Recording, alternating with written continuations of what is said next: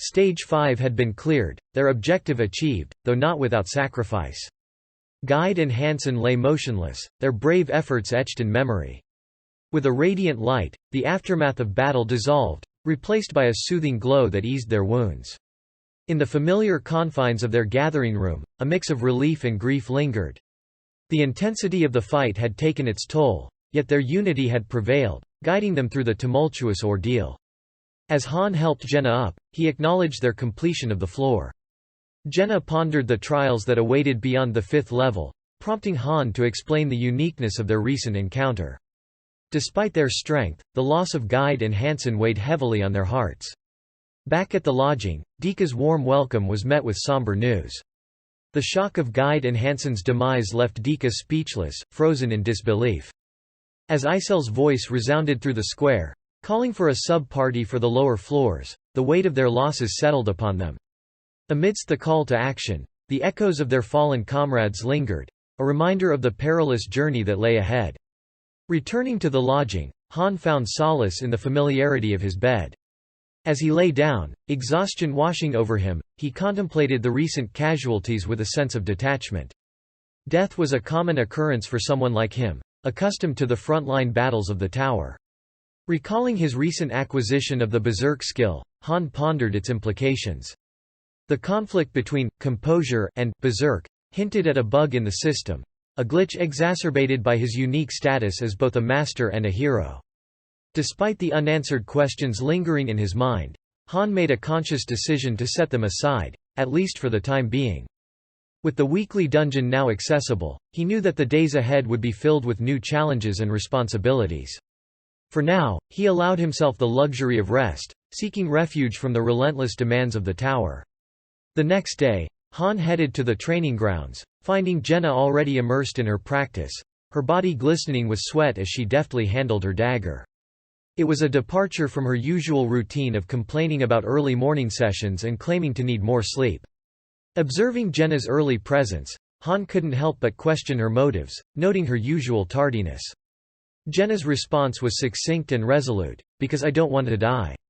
Han pondered whether Jenna had acquired a new skill from their recent battle, noting her dedication and proficiency. Comparing their progress, he considered Aaron's lack of skills despite his efforts. Han contemplated his own advancement, recognizing that he was nearing the threshold for promotion to a higher star level. As Han performed his handstand push-ups, he removed his shirt, revealing his well-defined abs. Jenna couldn't resist the temptation to touch, her fingers tracing the contours admiringly. Han, caught off guard, questioned her actions, prompting Jenna to playfully comment on the appearance of his abs. Observing Jenna's light-hearted demeanor, Han couldn't help but marvel at her resilience, considering the events of the previous day in the tower. Jenna, however, shifted the conversation to Aaron's absence from training, prompting Han to speculate on his emotional state. Recognizing Aaron's closeness to their fallen comrades, Han urged Jenna to give him space, acknowledging the difficulty of coping with their loss. Jenna, concerned about Aaron's unusual behavior, remarked on his usual dedication to training. Han reassured her, likening Aaron's situation to that of their hard-working teammate, Dika, who shared a similar commitment to their training regimen. He expressed resentment toward other members who avoided training and failed to contribute effectively. Han expressed frustration that Guide and Hansen, who had potential, hadn't been allowed to grow stronger. Han believed they could have been valuable assets if given the chance. Just then, Aaron arrived, apologizing for being late. Han noticed Aaron's troubled expression and inquired about the reason. Aaron lamented that if he had been stronger, perhaps their fallen comrades could have been saved. Han dismissed Aaron's self-blame, attributing the deaths to their own weakness. He maintained a pragmatic perspective, asserting that strength would have made the difference in their survival. Han contemplated the passage of time since his arrival in this new world, estimating it to be roughly a month, which equated to about 10 days in real time.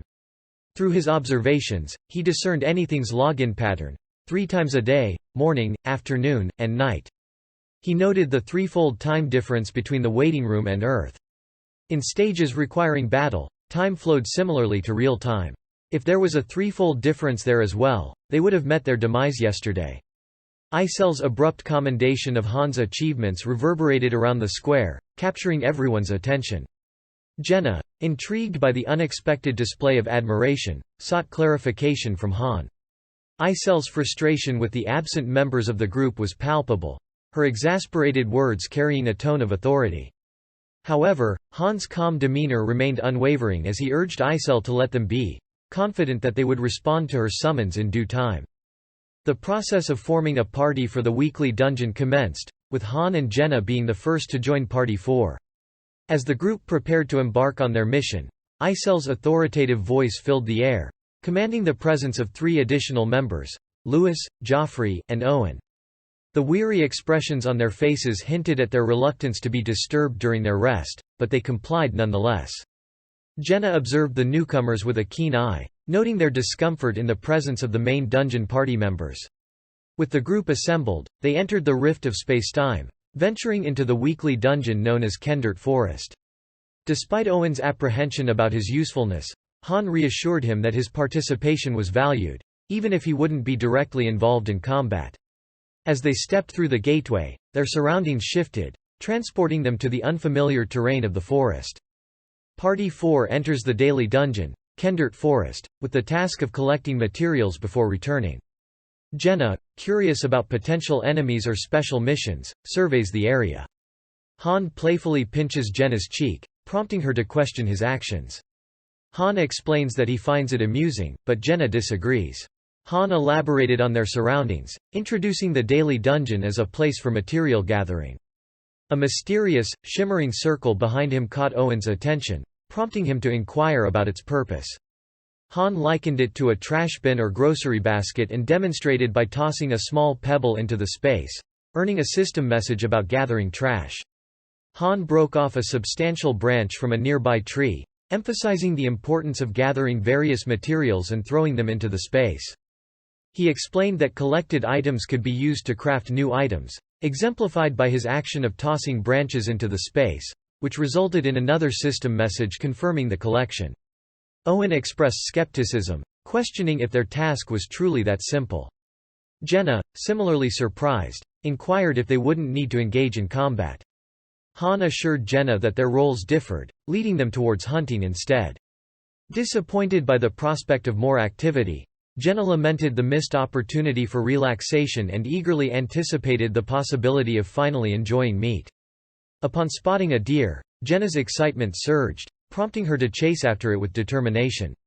With precision and without hesitation, she took down the deer with her arrow, displaying a sense of satisfaction at the prospect of a hearty meal. Jenna confidently asserted her knowledge of butchering, having learned from her father, as she began the process with practiced expertise. Meanwhile, Han urged her to divide the materials and store them properly, ensuring nothing was wasted. When Jenna inquired about his plans, Han opted to explore further, expressing his desire for a change from their usual diet of potatoes. Despite the inconvenience, Han opted to hunt alone, leaving Jenna to handle the butchering of the deer. Venturing deeper into the forest, he focused on a specific target—the Queen of the Forest, a rare monster known for its valuable elemental stone. With only 30 minutes remaining until his return, Han navigated through the dense forest towards the ravine where the creature was rumored to appear. As he approached the designated location, Han cautiously surveyed his surroundings, preparing himself for the encounter.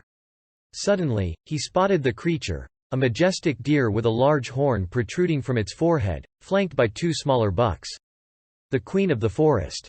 The rare monster that appears in the daily dungeon's forest.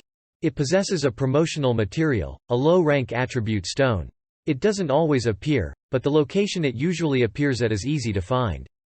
Without hesitation, Han sprang into action, swiftly dispatching the protective bucks before turning his attention to the queen herself.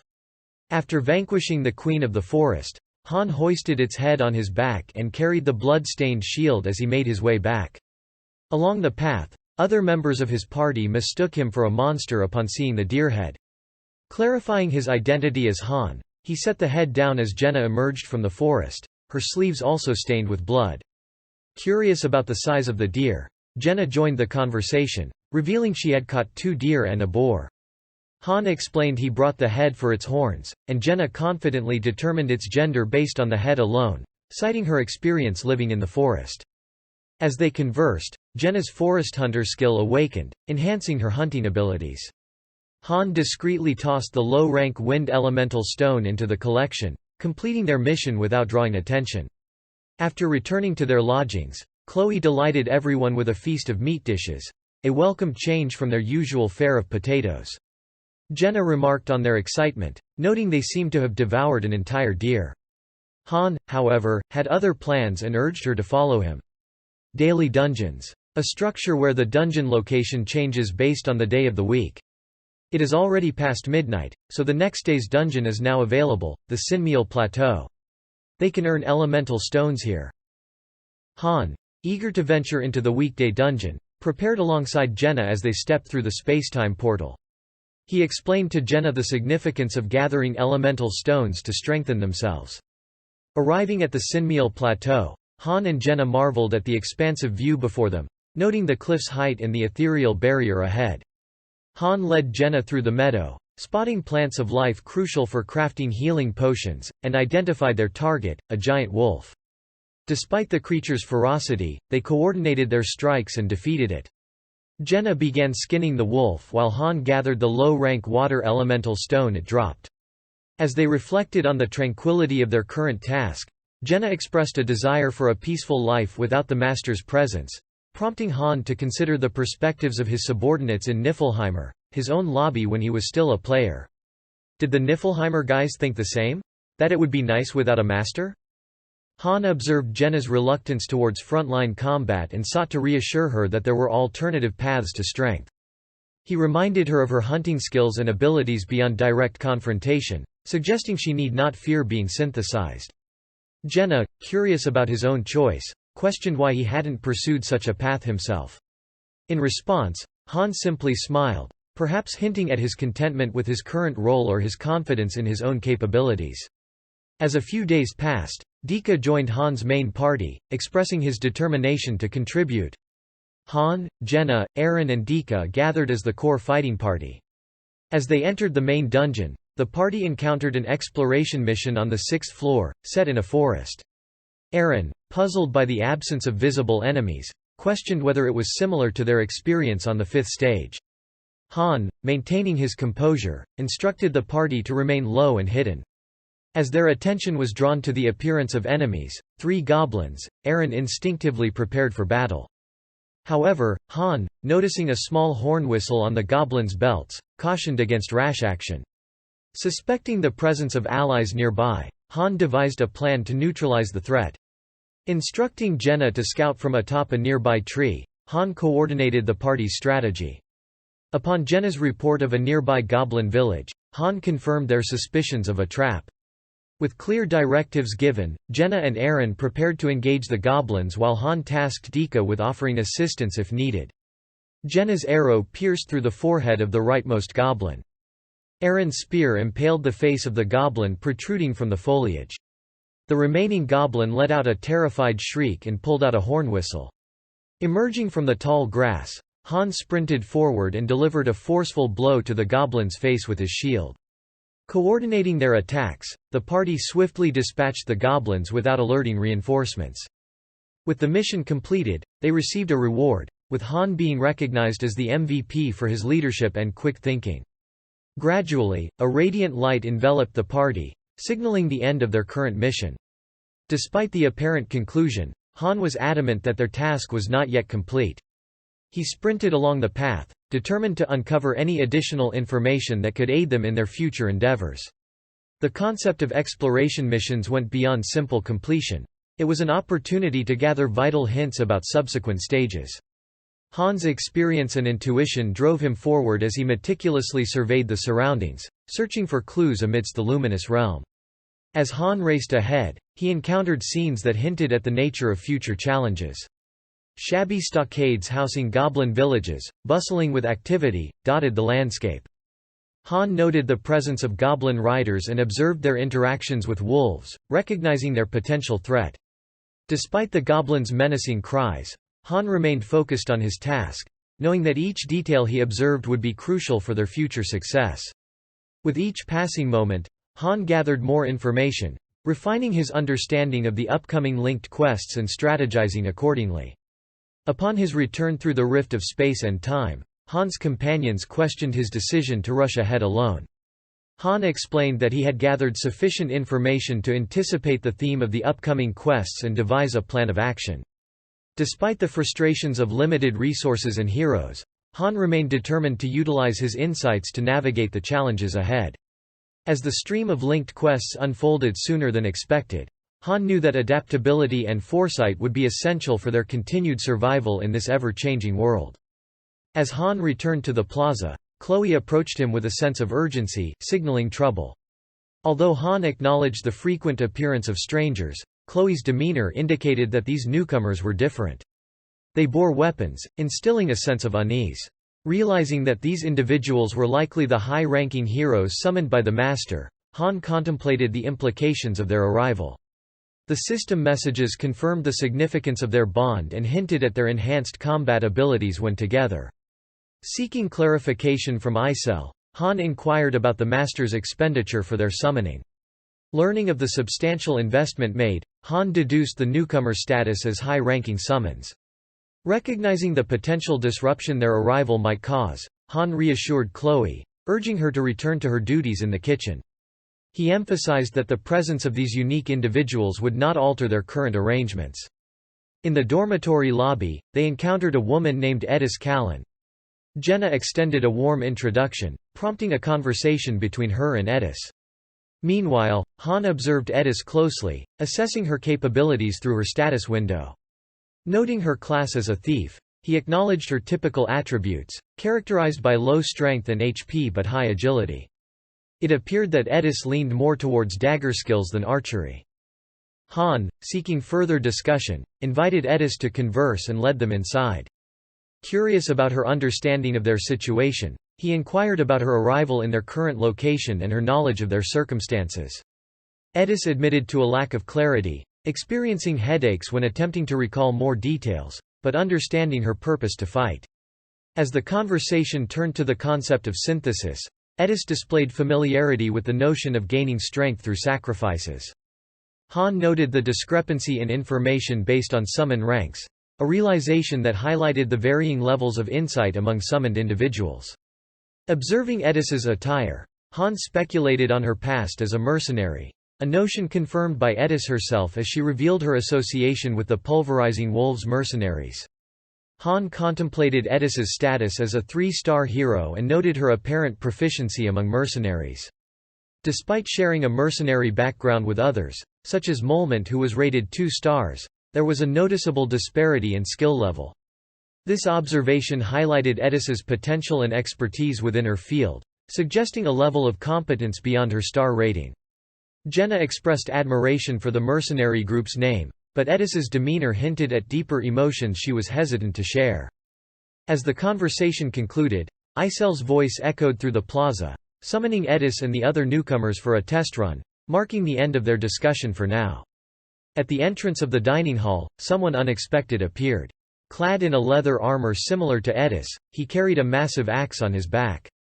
Upon hearing his name called, Jaken inquired about the summons, prompting Edis to confirm the master's call and suggesting they proceed to the plaza together.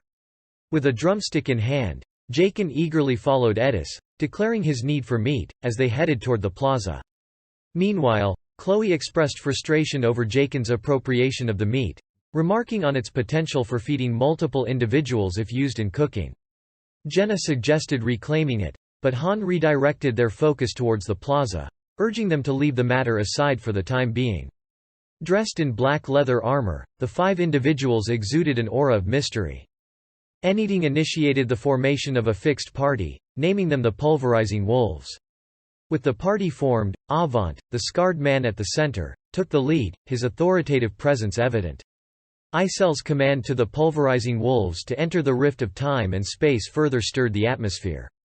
The plaza was abuzz with whispers and murmurs as the crowd gathered around the center, their curiosity piqued. Joffrey approached Han, a hint of concern etched across his face. Joffrey persisted, expressing unease about the newcomers. Han pondered for a moment, acknowledging the sense of distrust surrounding the strangers. Despite their strength, they didn't exude the aura of goodwill. Turning to Jenna for her opinion, Han sought her insight on the situation. Jenna mentioned that while Edis seemed kind, the rest of the group remained questionable. Han questioned Joffrey about his intentions. Joffrey expressed his desire for protection. He justified his request by pointing out Han's strength. However, Han was not swayed. He reminded Joffrey of their lack of dedication to training and questioned their sudden plea for assistance. Han saw through their facade of hard work and recognized their dependency on those they perceived as strong.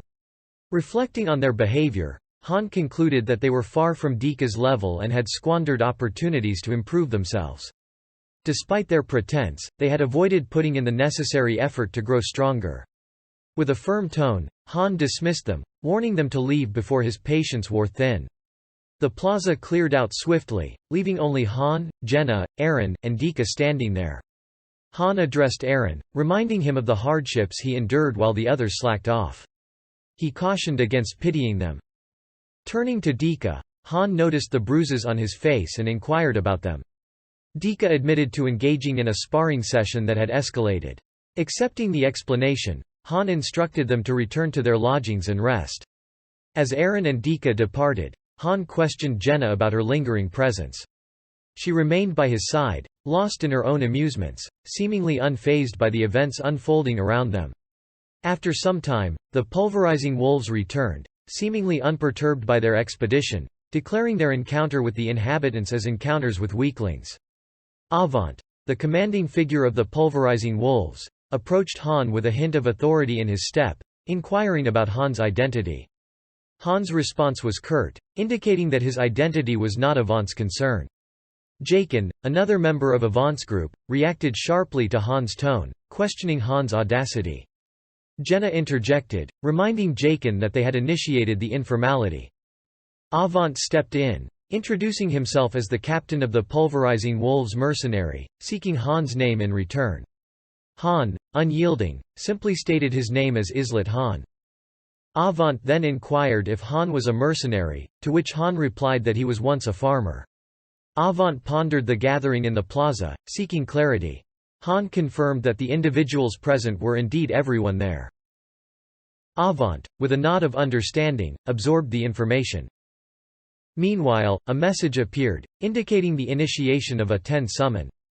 Han realized the significance of the summoning, especially considering the critical moment. The summoning commenced, and 10 individuals emerged, unaware of the situation. Han observed the newcomers' reactions, noting their confusion and fear. However, Jaqen, driven by a desire for power, forcefully initiated the synthesis process, dragging unsuspecting individuals to the chamber. Jenna voiced her dissent, questioning the fairness of the proceedings.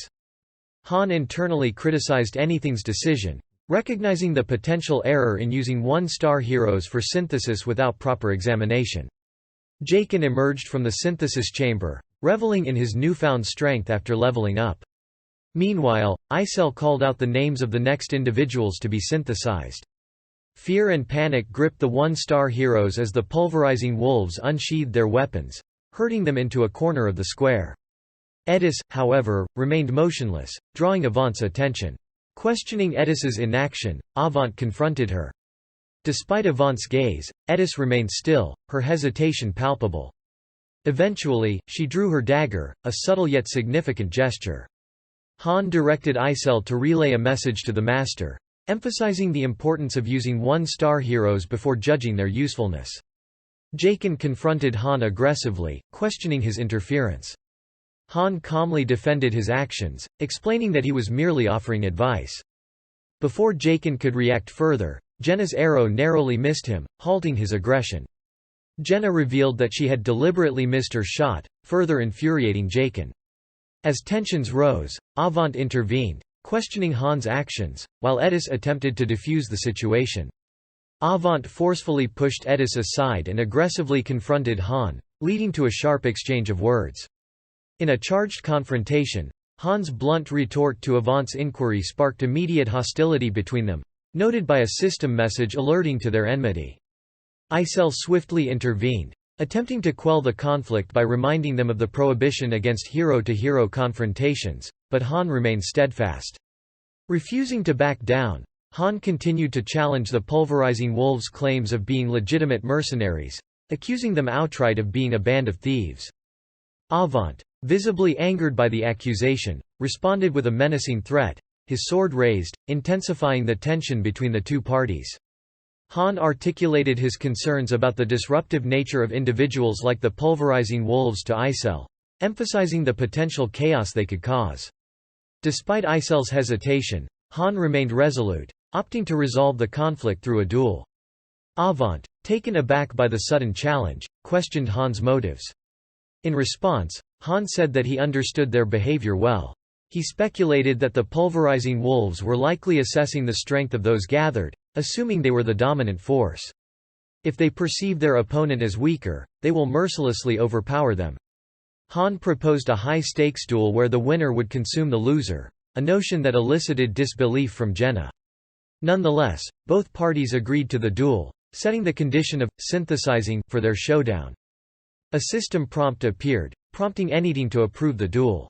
Despite hesitation, the master, Anything, ultimately pressed no, declining to sanction the duel. Han internally criticized Anything's decision, considering him a coward. Han instructed Jenna to escort the others back to the accommodations. When Jenna inquired about Han's well-being alone, he questioned her if she believed he would lose. Jenna responded in the negative, indicating her confidence in him. A system message confirmed Han's confidence and Avant's acceptance of the duel, with both parties opting for the condition of synthesizing. Finally, Master Anything relented and agreed to the terms. Han laid out the conditions of the duel, stipulating that it would conclude upon one of them surrendering. Avant, acknowledging the terms, assured Han he wouldn't be killed, as Avant required a living sacrifice. Turning to Isel, Han requested her assistance in preventing interference. Avant's laughter echoed through the plaza, a mockery of the impending confrontation. With a swift motion, he charged towards Han, sword gleaming in the light. However, Han remained composed, analyzing Avant's status window.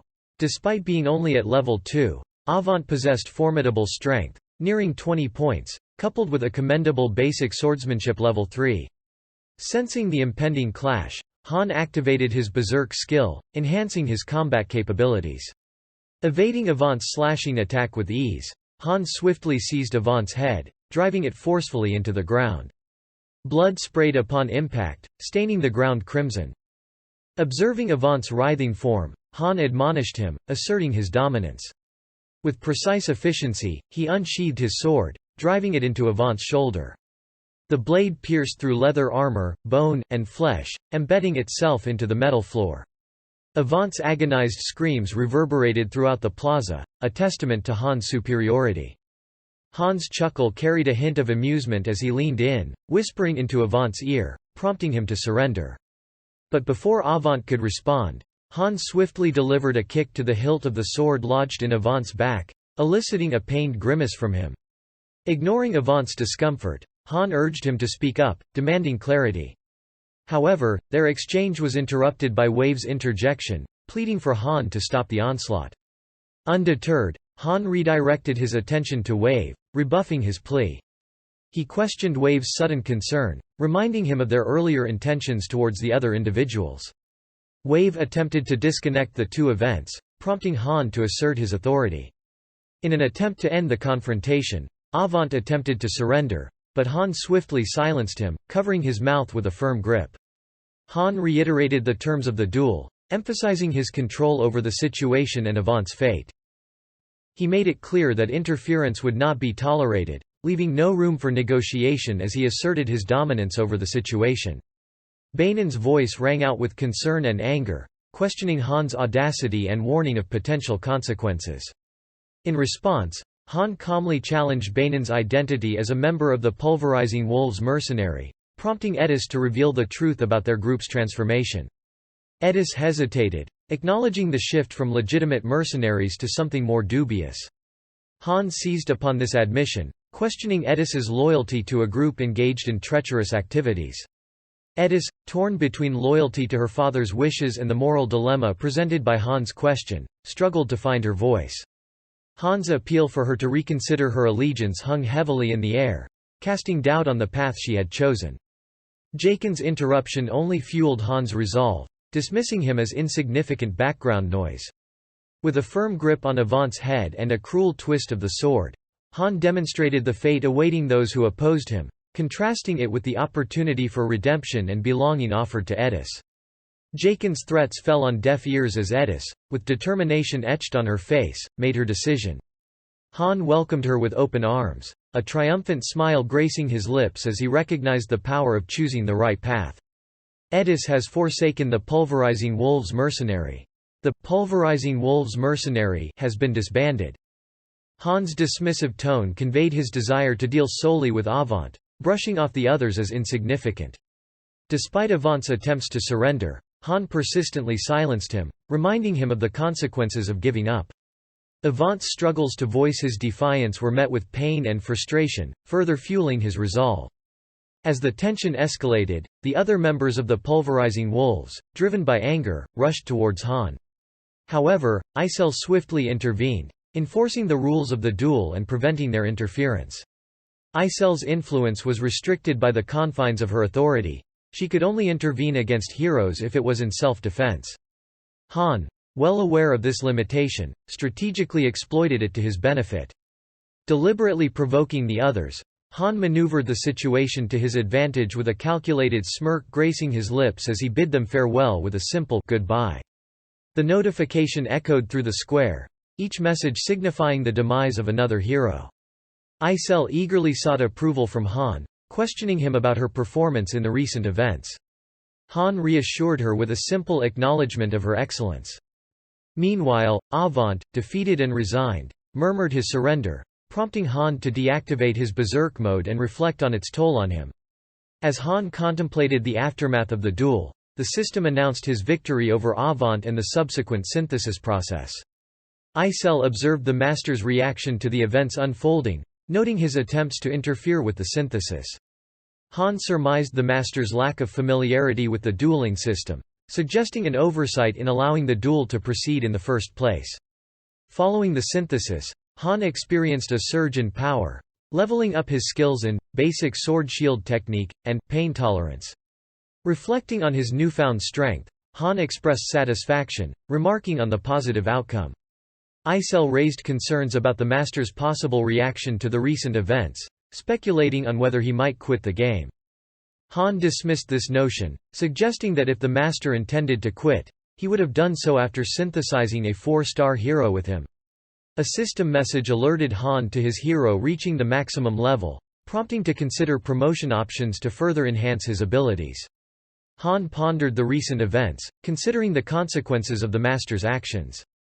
He speculated that the Master, after summoning 10 heroes in succession to strengthen the Pulverizing Wolves through synthesis, must have anticipated utilizing them with great excitement, only for them to die just like that. Han empathized with the potential disappointment the Master might be experiencing, yet he remained steadfast in his conviction to maintain order in the waiting room.